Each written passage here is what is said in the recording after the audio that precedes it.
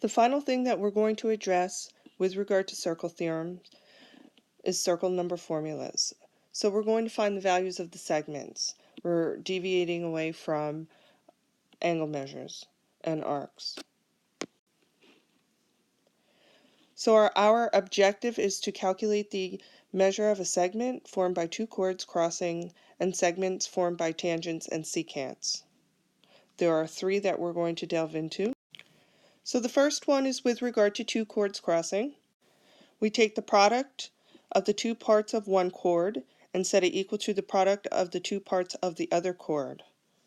So as you can see here, we have chord with segments AB. We take the product of AB and set that equal to the product of CD, which is the makeup of the other chord.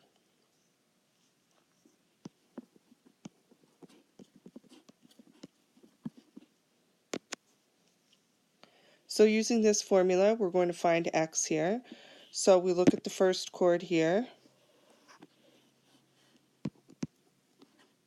12 times 4 is equal to 6 times X. 48 is equal to 6X.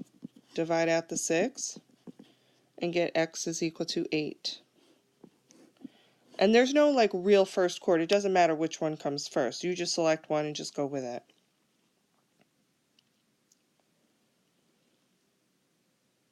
Okay, and you need to remember that the products, not the sums, the products are what's always equal.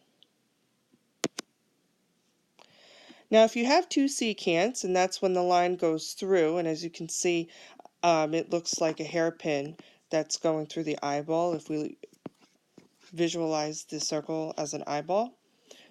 It's coming from the same external point here, and since we're dealing with the segments, not the angles,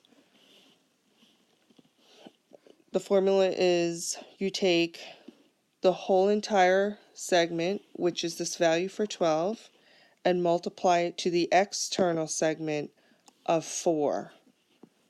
Okay, so that's the whole times the exterior. So the whole secant times the exterior 4 is equal to the whole exterior of the other secant. That's given a value of 16 times the external part, which is X. And then we just solve the equation. Another way to remember this is wee. So if you have two secants, you multiply the whole times the external, and that's equal to the whole times the external of the other one. Hence, wee. So 48 is equal to 16x. Divide out the 16 and we get x is equal to 3.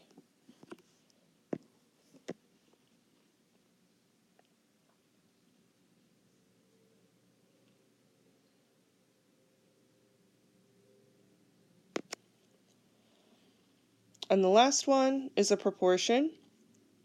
If you have a tangent as well as a secant, the way in which you set it up is the whole secant over the tangent is equal to the same value of the tangent over the external of the secant. If you cross multiply, you end up with wee is equal to tangent square. Okay, so two secants is wee, but a secant and a tangent is wee is equal to tangent square.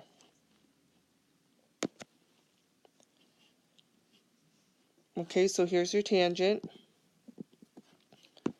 Here's your hole on the secant. And here's your external. So that means CP times BP, it's the WE, is equal to AP square. That's tangent square.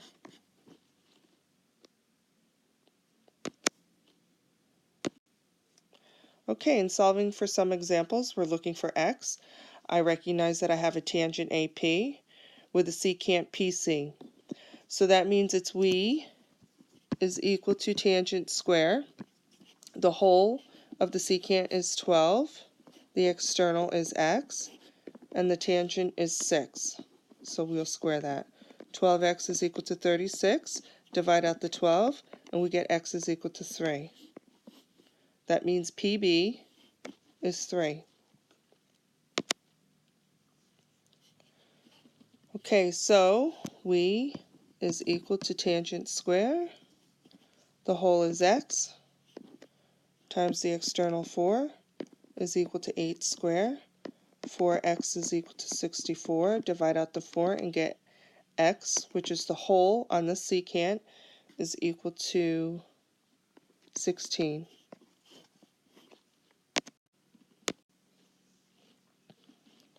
Okay, so the whole, because I have a secant and a tangent, we is equal to tangent square.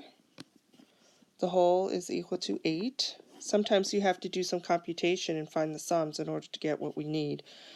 So 8 times 2, the external, is equal to x squared, the tangent square. 16 is equal to x squared. Take the square root of both sides in order to reverse the process of squaring a number, and we get x is equal to 4. We reject the negative value for the square root of 16 because we're dealing with length and we don't have negative length. Okay, so your associated work will be given to you in class the next time I see you. You are not responsible for this particular one, but you will be responsible for the new one coming up.